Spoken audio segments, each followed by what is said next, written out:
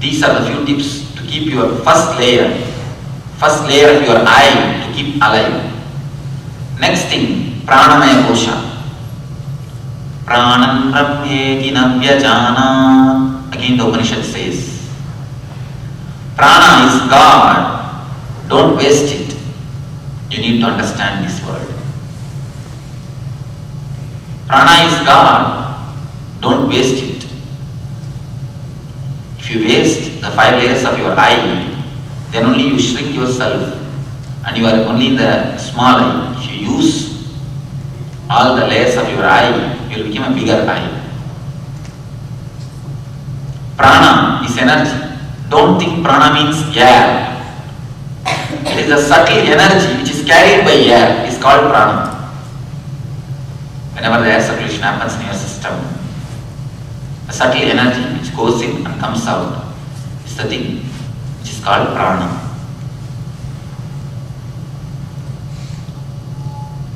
What is meant by don't waste it? Don't breathe in a very off-minded way. You breathe throughout the day, but do you mind your breathing? All of you, if you mind, you will see you are breathing only very short. You don't breathe in a deep, long way. Have you seen that Ganesha's statue? It's got a big belly. If you breathe totally, actually the Ganesha is considered as a god who is in Mooladhara Chakra. He is the god of intelligence. If you breathe deeply, you will see your intelligence also becomes just like Ganesha. That's why he showed the big nose, long nose. He is the god Mooladhara. If you breathe deeply, the Mooladhara will be awakened. All your energy centers will be alive. As of now, you are alive, you are at your peak only in the moments of sex. Whenever your Mooladhara is active, alive, your whole being comes to life. Whenever you are fantasizing, whenever you are in the mood of sex, you will see your whole being is active, vibrant, alive. Now only in the time, at the time of sex and the fantasizing, you are alive. But by the deep breathing, your body can be alive throughout the day. Throughout the day and throughout the year, it can become alive. It can become beautiful. There is a meditation technique. Many people come and tell me, report me, Swamiji, with that meditation I feel that I am reaching the state of peak. I feel that inside my being, the orgasmic experience is happening. What is happening? How can meditation take me to such a peak experience? I tell them, it is nothing to do with the outer person, outer man or woman. It is something to do with your own energy system. There's a book called Discovering Love. In that backside, I have given a quotation. When I say surrender in love, I don't say surrender to the partner.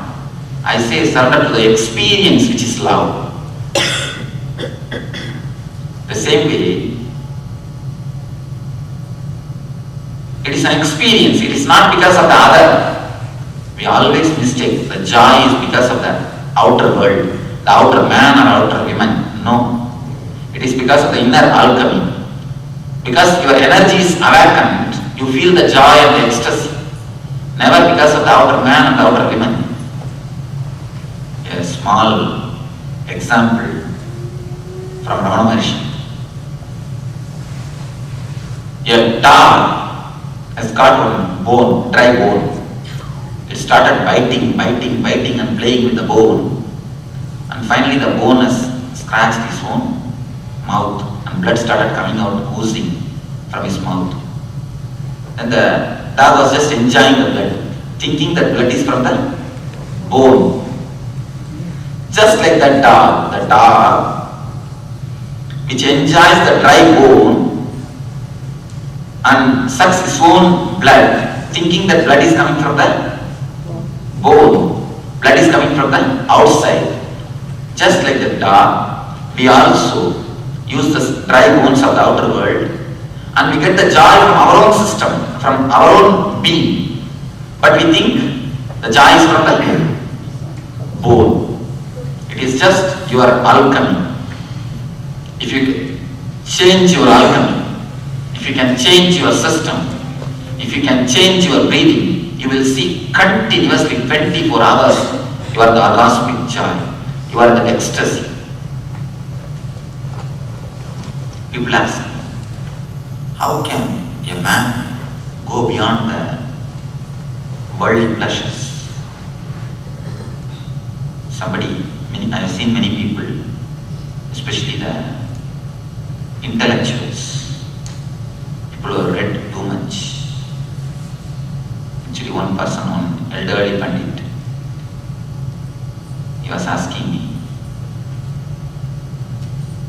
according to the Shastras, the Shastra says 25 years of brahmacharya, 25 years grihastha, 25 years vanaprastha, 25 years sannyasa.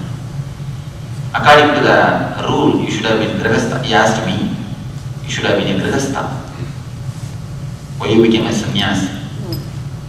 I told him, according to the rules, you should have become sannyasi by this time because you are above 75. You are not become. To compensate like you persons only, I became Swami. Then he said, poor man, in this young age you became Swami. I said, you poor, I feel only sorry for you. You don't know the state in the ecstasy or joy in which I am. Don't feel sorry for me. I only feel sorry for you, poor man, still now suffering in the world. He said, looking at me, oh, in this young age you became Swami, very. I told him, I only should feel sorry. I only feel poor. Even after this age, you feel still, you are still suffering, caught up in the world and bondages. There is a beautiful Upanishad says, when a man becomes enlightened, every hair follicles emits a joy or ecstasy of orgasm. Every hair follicle. Just it emits the ecstasy. Every inch of your being emits the ecstasy or the joy continuously, 24 hours. I tell you from my experience, it is truth. It just continuously feels joyful, ecstatic. I tell them, because continuously inside the joy is flowing. It is just bubbling. I don't need the outer joys. This is the way the renunciation happens. When you are so ecstatic, bubbling inside your being, you don't need anything from the outer world, from the outside. Neither pleasure nor the comforts. You are totally ease with your being, with your system. When you breathe with awareness, you will see your Mooladhara awakens. Vinayaka, Ganesh is the Mooladhara, representative of Mooladhara. Whenever you chant the Ganapati mantra, you will see that Mooladhara awakens. Gam is the Ganapati's bija. If you say the Gam, you will see exactly a Mooladhara it resonates. The Mooladhara will resonate. Mooladhara means where your spinal cord ends. The sex center. If you utter that word Gam, you will see there like a hammer, it will be vibrating. The Ganapati mantra awakens the Mooladhara. Anyhow, if you just breathe deeply, that's enough. You will see the Pranamaya Kosha, the second layer of your body expands as deeply as possible. Whenever you find time, if you are driving, if you are just sitting, if you are relaxing in your house, if you are taking bath, whenever you remember, just start breathing as deeply as possible. You will see whole body gets awakened, alive. Whenever you are alive, you will see that the breathing will become fast. At the time of anger, at the time of sex, at the time of violence, whenever you remember somebody whom you hate, you can see always the breathing will become fast. Whenever you make the breath fast, you will become alive. Your being is flooded with life. You reach the beautiful, ecstatic layer. So whenever you remember, immediately start breathing as deeply as possible. Throughout the day, you will see you will be more alive and more active. There is a third layer, Manomaya Kosha. The inner chakra is what is third layer of your eye, Manomaya Kosha. How to keep the third layer alive, active. How to use the third layer alive and active. The Manomaya Kosha. Whenever you remember, there is a beautiful sutra. Manam Brahmedi Navyajanat. The layer of the mind is God. Don't waste it. You waste, how you know? Throughout the day you can see you will be continuously thinking for no use at all. Throughout the day you will be continuously thinking, but there will be no use. If you just sit for 5 minutes, today all of you practice this one thing. When you go back to your house, sit just for 5 minutes and write down all your thoughts. Write down all your thoughts. You will see more than 80% is only junk thoughts, like a junk mails. When you see your mails, whatever is not useful for you, you say that as a junk mail. Just like that, if you write your thoughts and see, 80%, you may think, oh, 80% is too much, maybe 20-30%, but please you write down and see. Then you will understand 80% is not useful directly to your life. It is not useful directly to your life at all. Either for your growth, I am not telling only for a spiritual life, even for your ordinary life, it will not be useful for your money making, or for your business, or for your health, or for your being. You may say, no, 80% is too much. But I have experimented with hundreds of people. I always found this 80% is the right ratio. 80% will be just junk thoughts. Whenever you find time, sit and try to analyze your thoughts. It's like cleaning the cobwebs. Analyzing your thoughts is equal to cleaning your cobwebs at least once in 10 days. Analyzing thoughts, what are you thinking actually? What's going on in your mind? You see, all your thoughts put together, the totality of your thoughts only is your life. Am I right? Totality of your thoughts only is your life. If a big lunatic asylum is going on inside, what will be your life? If you note down your thoughts, if you write down your thoughts, you will find it's nothing but a big lunatic asylum going on. Every side, every corner, everybody is jumping. Each side, each fellow is shouting. You do not know what is happening in your system. It's just like asylum. In asylum you can see one fellow will be shouting, one fellow will be rolling, one fellow will be jumping, one fellow will be... Each one will be doing their own way. Nothing is regularized, nothing is controlled. Just the same way only your mind. It is not, don't think it's a clear system, it's a chaotic system. Try to analyze your thoughts. Thoughts are weapons. Don't think they are just dead instruments. What you think, that only you will speak. Thoughts are nothing but weapons. Try to analyze your thoughts. I don't say correct your thoughts. Never try to correct them. Just analyze. You will see they correct by themselves. When you try to correct, you will be fighting with yourself. Never. You will be trying to fly by holding your shoes. By pulling your shoes, can you fly? Never. Never try to fight with your thoughts. Never try to correct them. Because I know all of you tried all your best to correct your thoughts. But never it gets corrected, only you are getting corrected. You finally come to a conclusion, thoughts cannot be controlled. You don't correct, just analyze and find out where the trouble is. Thoughts are just like, mind is just like a small kid. If you tell him, keep quiet, do this, do that, he will never obey. Just you watch him very relaxed, slowly. Let him move around the hall, just sit and watch him. You will see, within 2-3 minutes, he will just look at you once. Second time.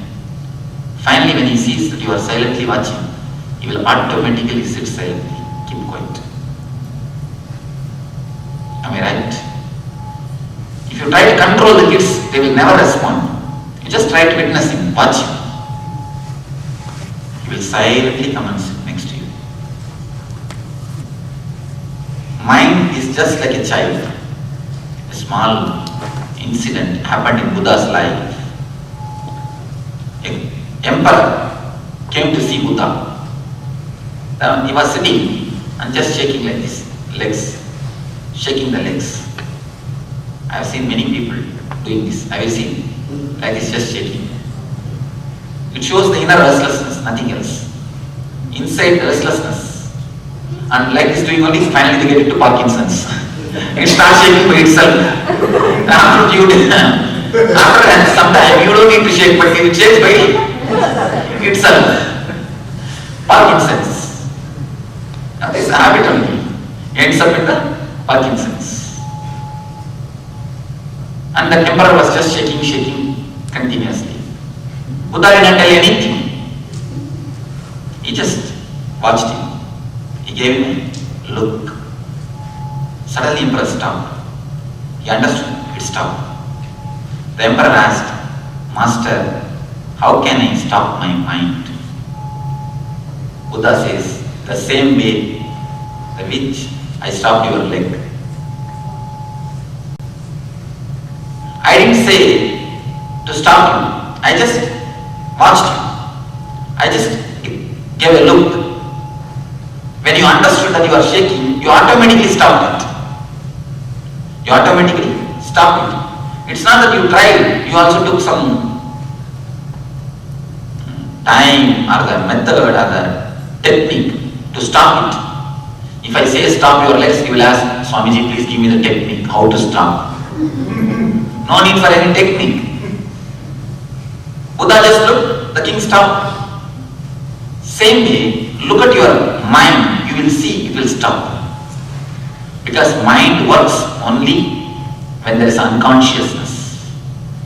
Whenever you find time. Don't think whenever you find, no, when I say that whenever you find time, you decide, no, I don't have time.